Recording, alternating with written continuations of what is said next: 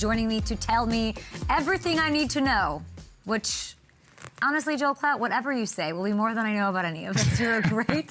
You are perfect. You are an expert NFL draft analyst, host of the Joel Klatt Show. If you're seeing Joel, thanks for joining us.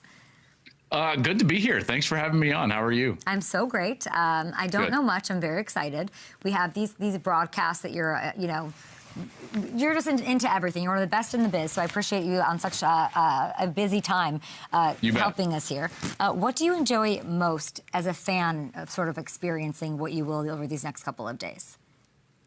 Well, I think in particular this year, it's the fact that the blue bloods, if you will, or the teams that have really run college football for a number of years, are not running college football anymore. And now we've got, very new blood, if you will. Oregon has never won a national championship. Indiana has never won a national championship. Miami hasn't done it in quite a while. Ole Miss, it's been forever. And so the idea that college football has changed and morphed and shifted.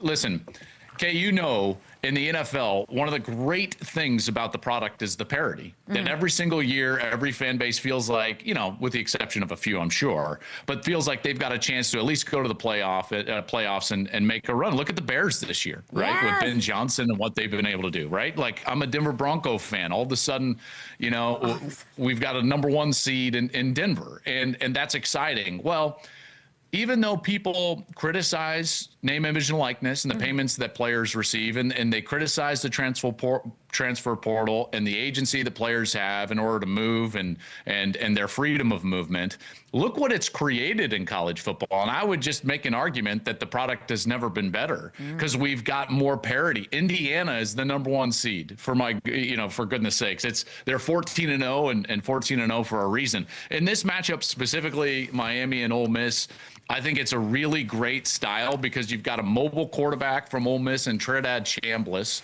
and you've got this great pass rush for Miami. And guys that we're going to be talking about when it comes to the NFL draft, like Ruben Bain and Mesidor, they are terrific pass rushers. And that's really where the game is going to be won or lost, is whether Miami can corral Trinidad Chambliss and force him to play from the pocket versus outside of the pocket.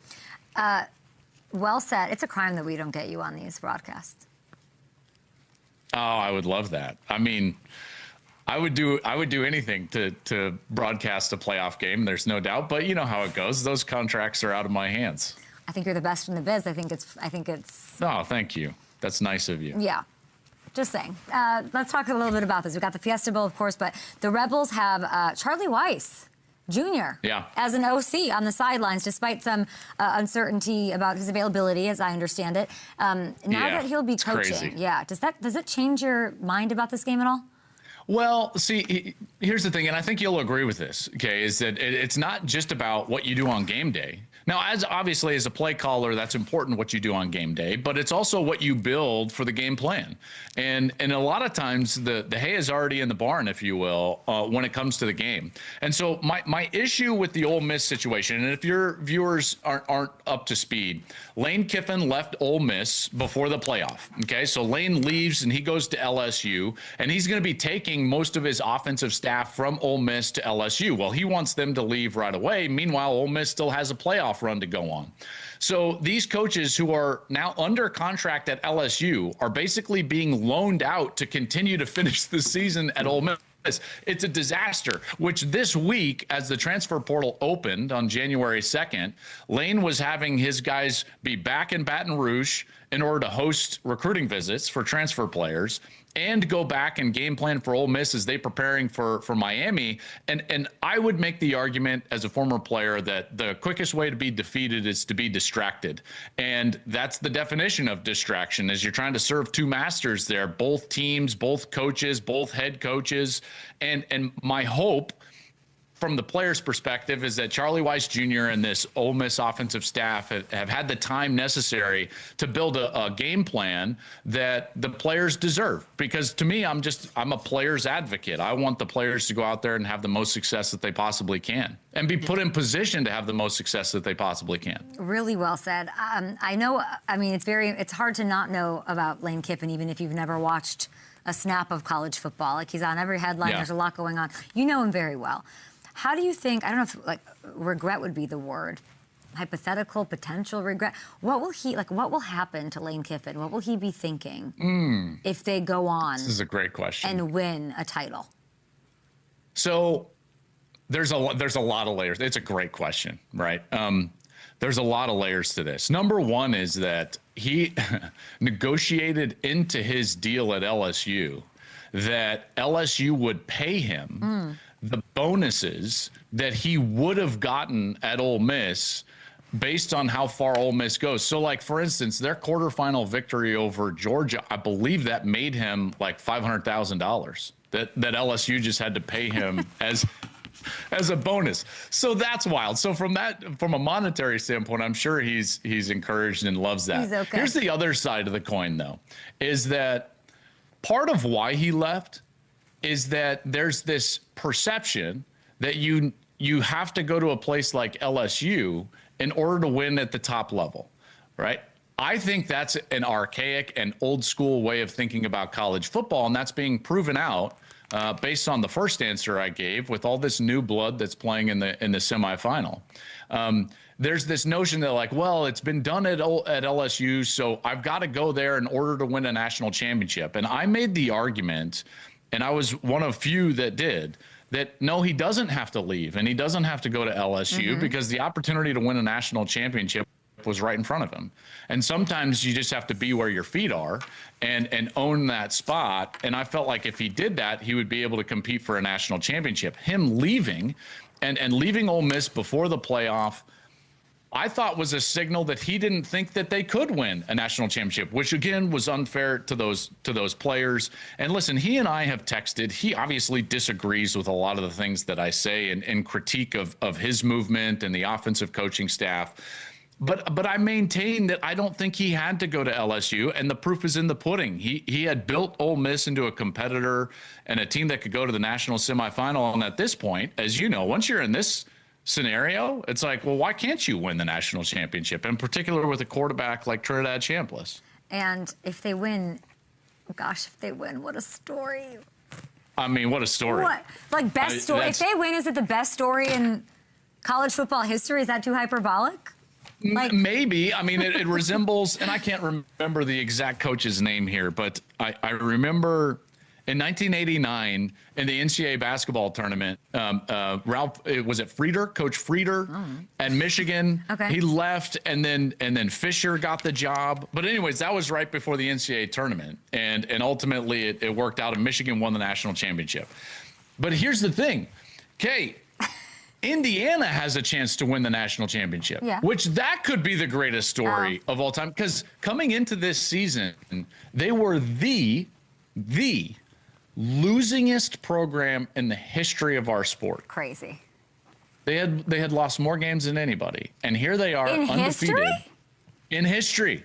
in history, and here they are in the semis, #1 in the country with a chance to win it all. It's wild. I love it. You mentioned Trinidad. Who am I going to be talking about? Get me ready here. Who am I going to be talking about and hearing about more? Him or Beck? In my world, months from now. That's a great question. Beck is coming out. I don't know if Trinidad is coming out. Yeah, he's waiting to see, right, if he has another year of eligibility. They've got a waiver in, and they're trying to get more eligibility for him to stay in school, which I think is actually the right move. It'd be interesting because you bring up those two guys for this matchup tonight. Yeah. But I would also throw out that, like, this decision is going to need to be made by Dante Moore at Oregon, who I'm sure you've heard of and people are talking about in the draft. Ty Simpson at Alabama. These quarterbacks in college football, and what's so fascinating as I sit here and do this now over years is that it used to be a very easy decision for these quarterbacks, and you could say, like, well, yeah, they're going to be a first-round player, and they've got to go financially. But now they can make $4 or $5 million in college, and are making that. And I would make the argument that experience is actually more valuable than going out there and just grabbing the bag in the first round right now. Like, for instance, if you go back to basically Brady's first Super Bowl. So basically this century, if you compile all the quarterbacks that have won a Super Bowl, Brady's actually one of the least experienced as it relates to his college career. The average of those guys that have won Super Bowls in the National Football League, they're averaging over 30 starts, over 1,000 passing attempts. It pays to be very experienced before you end up in the National Football League. Yeah. And we're seeing that play out, by the way, with Bo Nix, exactly. And we saw with Jaden Daniels and all these young quarterbacks that have success early have a wealth of experience in college. So my argument for a guy like Trinidad Chambliss or Dante Moore, stay in school. You can get paid a lot of money, and you get the experience necessary to go succeed at the next level. I'm going to show you something my amazing producer, Cal Filson, put together in the instances. Well, you mentioned Dante Moore. Of course, there's Mendoza. They're on top of the draft board. And I'm wondering, like, how much, like, why am I watching? Because maybe this happens. Let's take a look at this. We have similar or maybe we don't have that. Oh, sorry. We have similar instances like that have happened in the past. 2006 with Leinart and Vince Young, and the Sugar Bowl with Jamarcus beating Brady, and then Russell. You know, there's if Dante decides to come out, how much could the head-to-head battle sway how the Raiders view those two options? Because there is some, there's a bit of a precedent for it mattering. Yeah. So most of the time, and when I talk with scouts, they always talk about, and GMs, they always talk about matchup games, because in the NFL, every game is a matchup game because everyone has similar talent, and it's the cream of the crop across the board. But in college football, that's not always the case. All right, like the disparity between an average team and a great team in college is way bigger than in the NFL, and so scouts will talk about matchup games and what do you do in those games when talent is equated. And so a game like this between Mendoza and Dante Moore, much more stock is going to be put into it by the NFL decision makers. So let's just say Dante Moore went out there and played a spectacular game. It would create a conversation. And maybe he would come out, and maybe he would be the top pick, but it would be a game that would be the deciding factor for whoever drafts him. I wanted to get back to this matchup, right? Because I have a couple questions here. It's the Peach Bowl, rematch from earlier this season. Hoosiers 3.5-point favorites. You have Indiana winning, I see. If Oregon does pull off the upset, what's like the one thing that needs to happen? It's a great question because I've got like 5 things in my head. So first and foremost, you have to stop the Indiana from running the football. And in the games that have been close for Indiana this year, just games that were, one possession in the fourth quarter, the one constant was that the opponent held Indiana under 4 yards per carry. And the reason that's so big is because Indiana does as good a job or better than anybody of converting on third down. And they do that because they stay on schedule. And so they're in third and manageable. Well, the only way to get them out of third and manageable is to stop the run. And so that's first and foremost. But then it goes past that. And I'm just going to add one more. Oregon in the first matchup was 0 for 3 scoring touchdowns in red zone possessions. And that is a huge strength for Indiana's defense. They're number 1 in the country in their touchdown percentage against with their defense. And so when Oregon has chances, can they convert with touchdowns and not settle for field goals? That's ultimately where the game is going to be won and lost, is stopping Indiana's run game and then making sure that you're taking advantage of those opportunities that you have in the scoring area. So Oregon or Indiana, if they win the Natty, is it safe to say that the Big Ten is the top dog here, best conference in the country? I think that, even now with both of them and in particular, it's a debate between the SEC and the Big Ten. And I get labeled a Big Ten homer because Fox has the Big Ten rights. So I do all the Big Ten games. But, that's how it is, as you, I'm sure, yes, I do. Understand. Yep. Here's the thing. The proof is in the pudding. The last two national champions have been from the Big Ten, Michigan and Ohio State. They've got two teams in the semifinal. And this year, the only other conference that you can possibly look at as the other strongest conference is the SEC. And they get a lot of love, and rightly so, because there's a ton of draft picks that come from that conference. But they're also 2-7 right now in the bowl season against other conferences.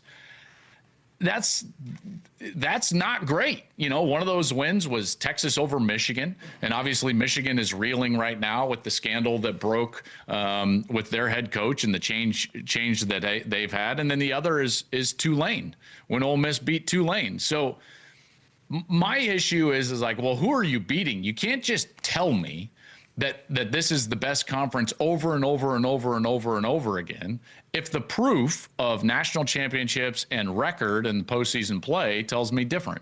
So right now, yes, the Big Ten, at least at the top, is the best conference in America. There's Oregon running backs, 3 of them that have entered the portal. 3 after this Orange Bowl win. It's crazy to think, right? But it's just the times we live in right now. So how would you go about fixing, if you could, the portal and sort of the calendar drama created? You are speaking my language. I love these questions. I know that I am. So much. So hilarious. Well, first of all, can you imagine being in the second, the divisional round of the NFL playoffs, and they're like, hey, free agency opens. It's like, well, no, that would be insane and stupid. And yet that's what we do in college football. We just have a transfer portal open during our postseason. It's insane. The first thing that I would do is that I would fix the calendar, and we would compete and play the season. And then we would have a roster building time, and then we would have a preparation time. So those 3 areas would be separated out, just like they are in the National Football League. I think that the transfer portal should be in March. But even if you want to have it in January, we need to be crowning a national champion by January 1st. Just play the playoff. These long breaks we don't need in college football. In fact, we lose momentum, we lose interest, and then we get into this time of year where we're competing with the NFL playoffs. And that's like wrestling a grizzly bear. How about we not wrestle a grizzly bear and just play on January 1st? I don't understand why it's that difficult.